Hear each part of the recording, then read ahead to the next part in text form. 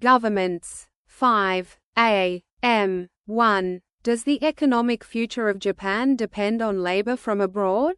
I believe that foreign labor will be necessary for Japan's economic survival. This is due to Japan's aging society, globalization, and the need for more diversity.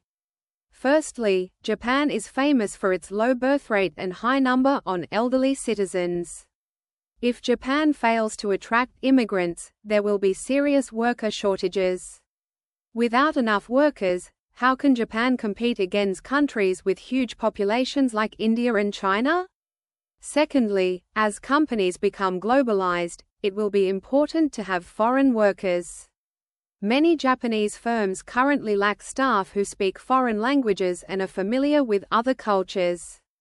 Without such employees, it will be difficult for them to sell their products and services abroad. Finally, Japanese companies need more diversity. One of the best ways to increase diversity is by having more foreign workers, because they have a lot of different experiences and ideas to share with their companies. In this way, Japanese companies will be able to compete globally in terms of innovation. Although Japan has been very successful economically up until now, I think that if we don't meet the challenges of our aging population, globalization, and the need for greater diversity, we could be left behind in the future. Yes, I think Japan needs workers from abroad for its economic future. First, the population is getting smaller, and there are not enough young people to do all the work. Foreign workers can help fill these jobs.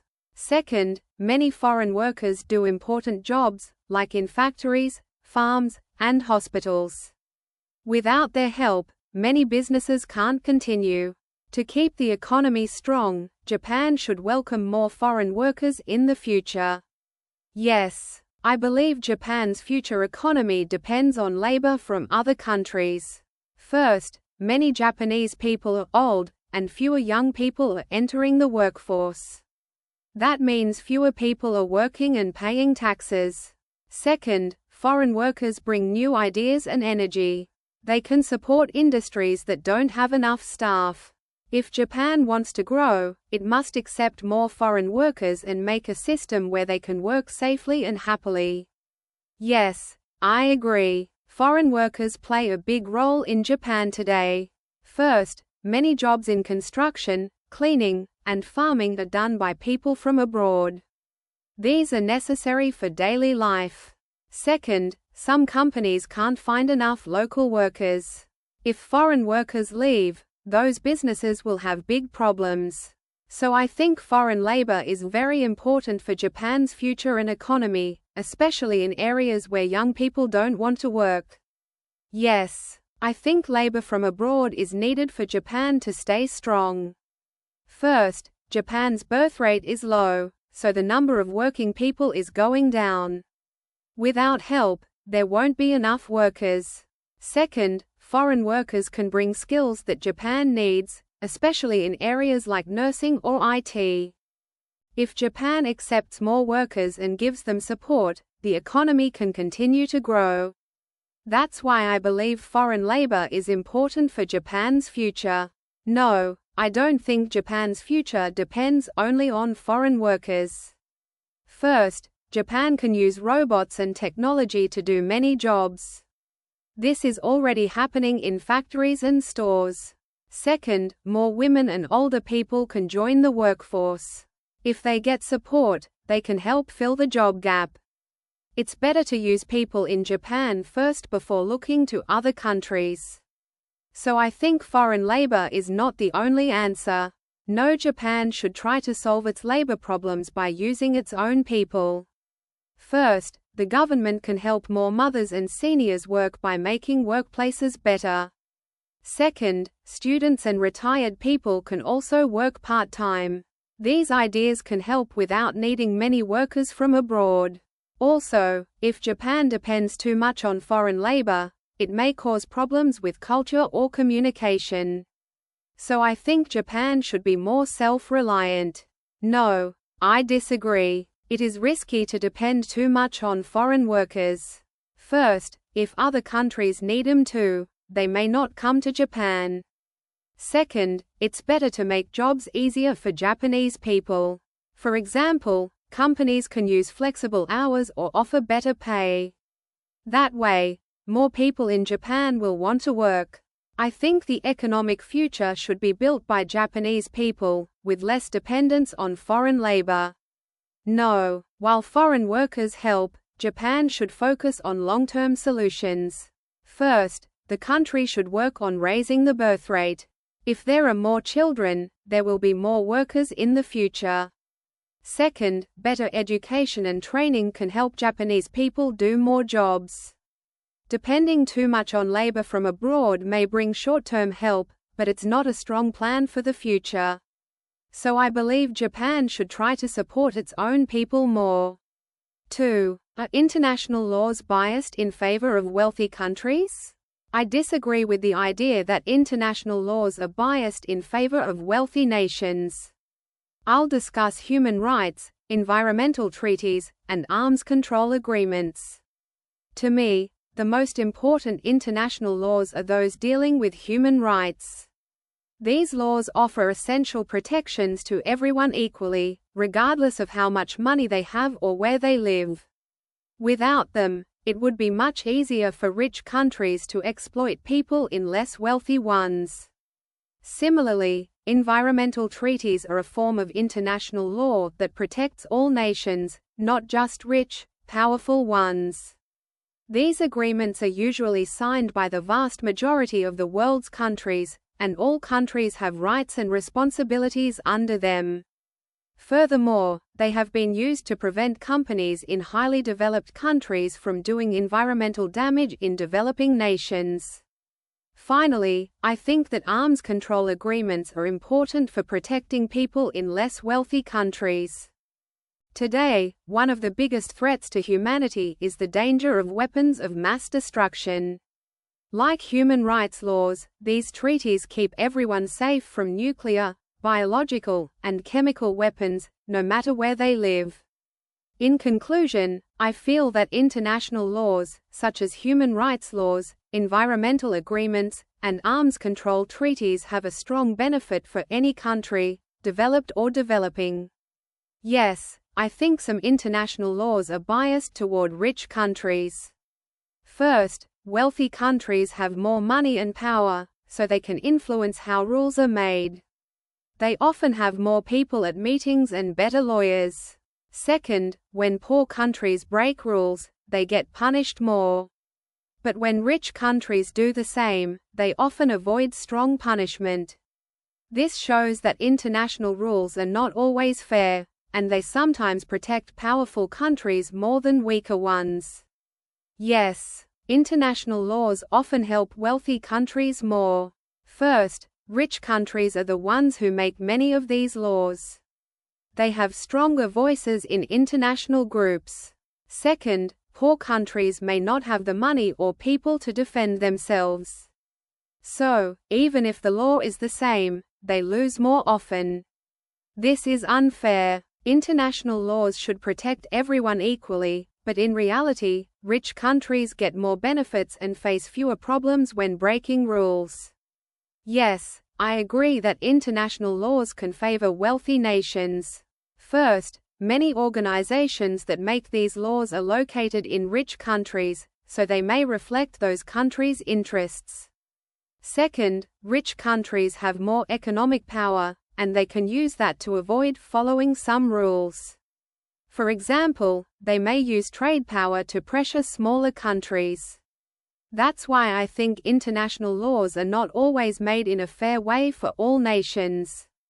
Yes, some international rules are written in ways that help powerful countries. First, rich countries often have more experts to help create and understand the law. Poor countries may not even know how to fight back.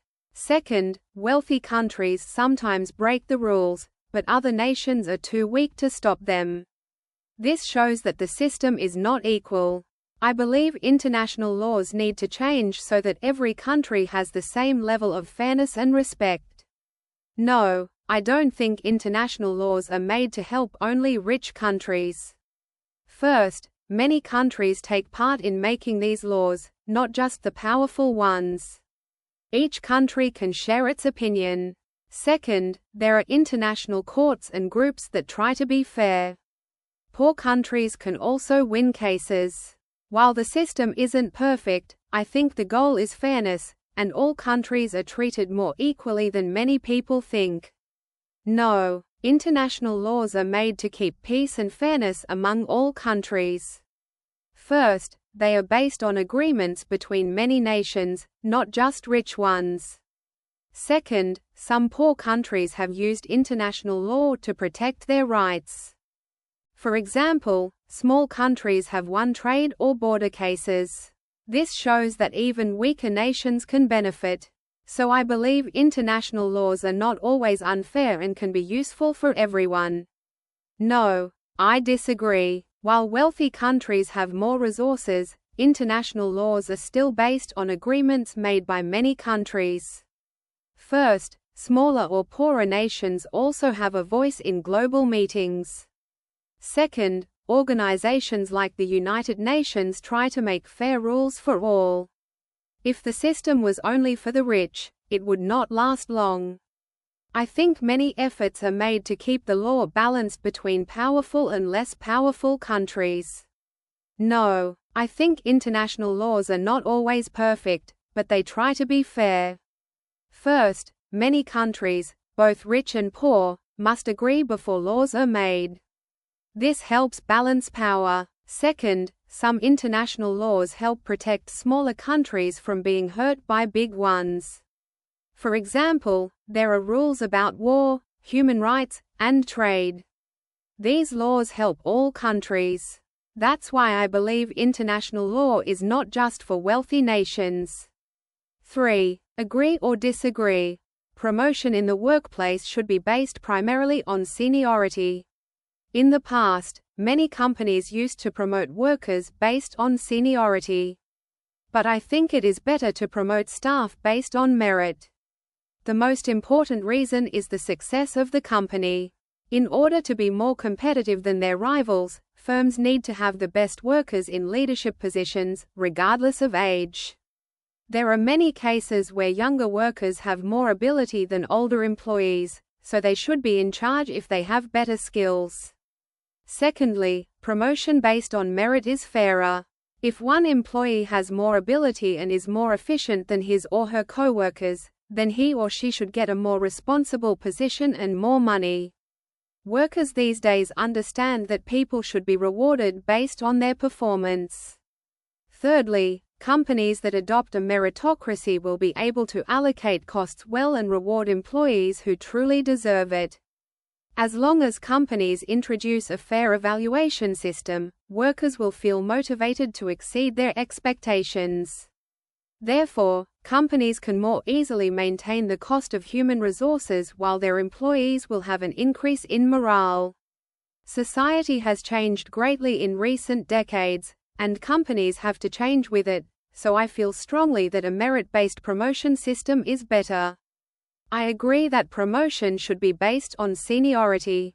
First, workers who stay at a company for a long time show loyalty. It is fair to reward them with higher positions. Second, senior workers have more experience and knowledge. They know how the company works and can help younger workers. If promotion is based on time, workers can feel safe and work hard. This can make the workplace more stable and positive for everyone. Yes, I think seniority should play a big role in promotion. First, people who have worked longer usually understand the company better. They can make good decisions based on their experience. Second, it gives younger workers something to aim for. They know that if they stay and work hard, they will be rewarded in the future. This kind of system helps keep good workers in the company and builds trust between workers and managers. I agree. Giving promotions based on seniority can make the workplace more fair. First, it stops favoritism.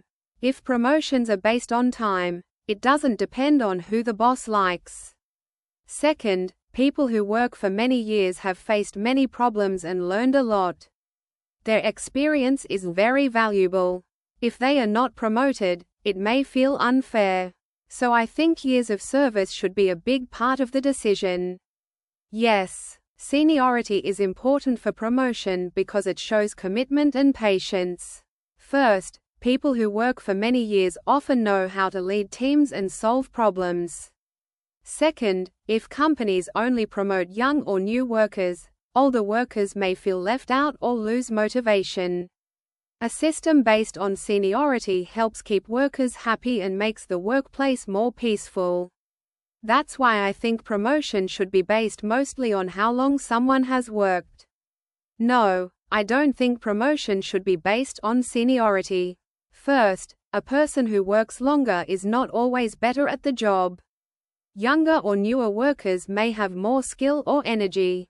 Second, if promotion is only based on time, some workers may stop trying hard. They may think they will be promoted anyway. It's better to look at performance and results, not just how long someone has worked. I disagree. Promotion should depend on a person's ability, not just years. First, some people work many years but do not try to improve. They should not be promoted just because of time. Second, younger workers with new ideas and strong skills can help the company grow. If they are not promoted, they may leave. So I think ability and effort are more important than seniority when choosing who should be promoted. No, I believe that performance is more important than seniority. First, companies need leaders who can solve problems and make good decisions. These skills don't always come from time. Second, giving promotions based on results makes workers try harder. If they know their effort matters, they will work more seriously. That helps the company too. So, I think promotion should be based on what people do, not how long they work. I disagree. Promoting people mainly based on seniority can cause problems. First, some senior workers may not have new skills or ideas. The company may not grow if only older people lead. Second, younger workers may lose motivation. If they know they cannot be promoted quickly, they may quit. Promotion should be based on talent, work attitude, and results. This way, both the company and the workers can improve together. 4. Should teachers be responsible for both the emotional development and academic development of students? In my opinion, teachers should not only be responsible for students' academic development but for their emotional development as well.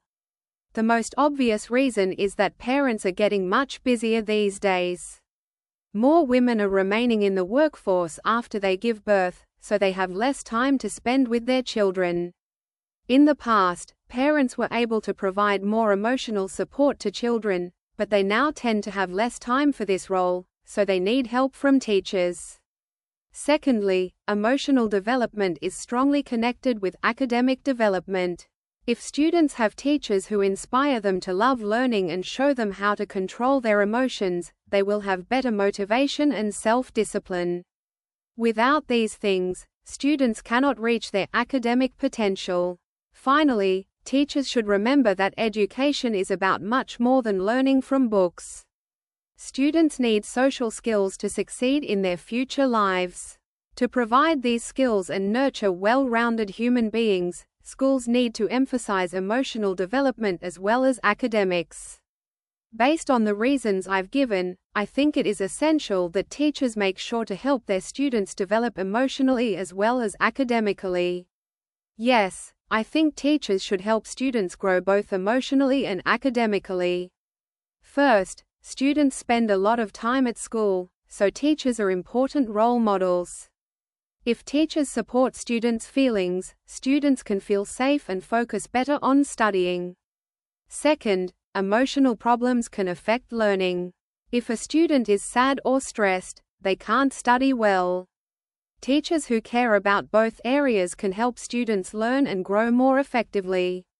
Yes, teachers play a big role in students' lives, so they should help with both study and emotions. First, students may not always get emotional support at home. Teachers can be the ones who listen and understand their feelings. Second, emotional growth is important for future success. People need to work well with others and manage stress. If teachers support emotional development, students can become better members of society. So I think both areas are important for teachers to support. I agree. It's important for teachers to help with emotional and academic development. First, learning is easier when students feel happy and safe. If a student is having a hard time emotionally, they may stop coming to school. Second, teachers can help students understand kindness, teamwork, and respect. These are important for life, not just for school. So I believe that teachers should care about the whole student, not only test scores. Yes, I believe both parts are connected. First, students are not just test takers, they are growing people. Teachers see them every day, so they can help when students feel down or stressed. Second, emotional growth helps with communication and teamwork, which are useful in both school and work. If teachers support emotional skills, students can have a better future. That's why I think teachers should be responsible for both academic and emotional development. No, I don't think teachers should be responsible for both areas. First, teachers are trained to teach subjects like math or science, not to handle emotional problems. That should be the job of parents or counselors. Second, if teachers focus too much on emotions, they may have less time to teach. Students need good academic skills to pass exams and go to higher schools.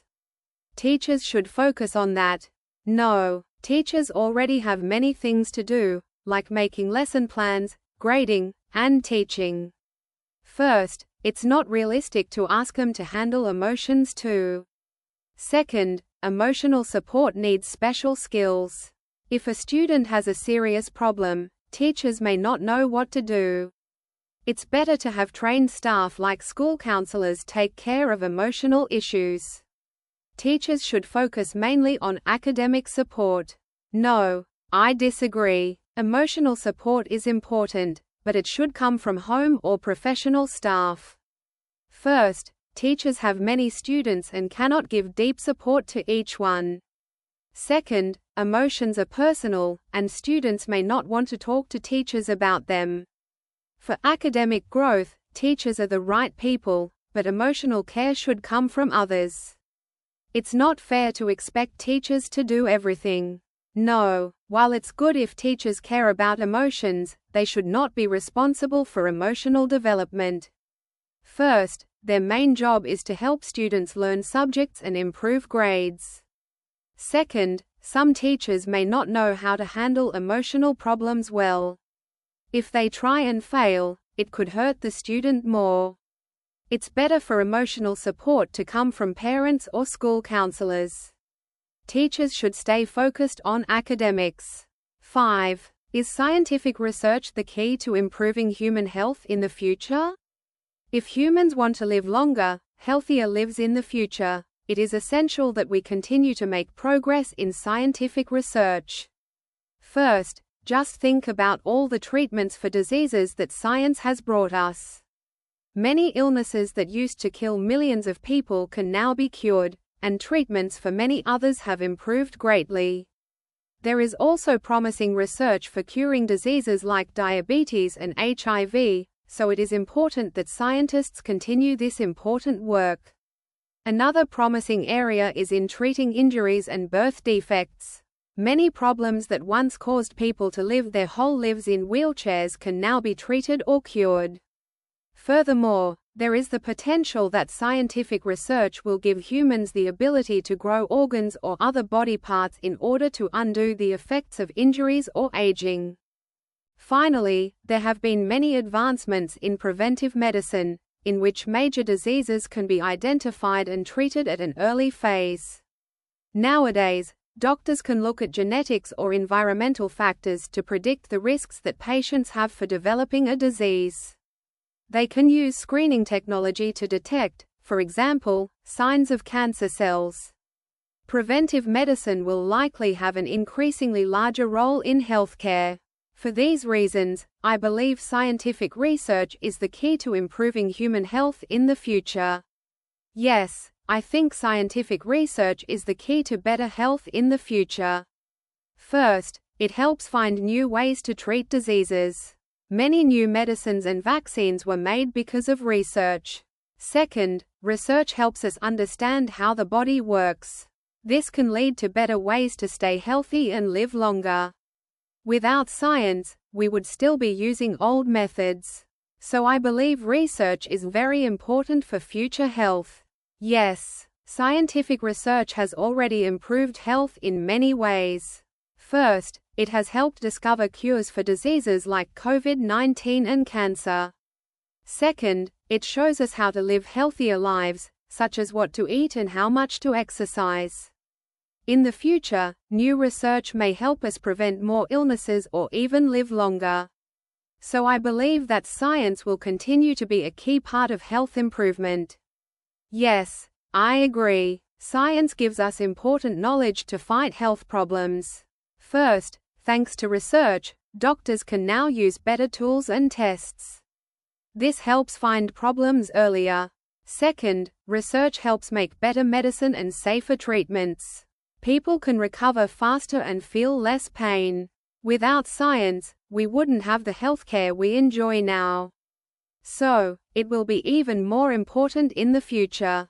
Yes, scientific research is very important for improving health. First, it helps create new technology for hospitals and doctors. For example, machines that find diseases early can save lives. Second, research teaches us about things like mental health, which was not well understood in the past. As people live longer, science will help us stay healthier. That's why I believe research is the main way to make health better in the future. No, I don't think science is the only key to better health. First, many health problems are caused by daily habits like smoking or poor eating. People need to change their lifestyle, not just wait for new medicine. Second, health also depends on things like clean water, good housing, and less stress. These things are not just about science. So while science is helpful, it's not the only answer for future health. No, scientific research is helpful, but it's not everything. First, many people don't get enough healthcare because of money or location. Even if science finds new cures, people may not use them. Second, health also depends on social problems like poverty or education. These can't be fixed by science alone. So I think science is only one part of the solution, and we need to care about other areas too. No, I don't agree. Health is also about human choices, not just science. First, even with good medicine, people can become sick if they don't eat well or exercise. Second, science can't teach love, care, or support, which are also important for health. Families and communities play a big role. So I think science helps, but it should not be the only focus when we talk about better health in the future. No, I believe improving health is about more than just research. First, many health issues are related to mental health or stress. These problems need emotional care, not only science. Second, even if science makes great progress, it takes time and money to share new treatments with everyone. Some people may never get access. That's why we should also focus on health education, support systems, and good habits. Science is important, but it is not the only solution.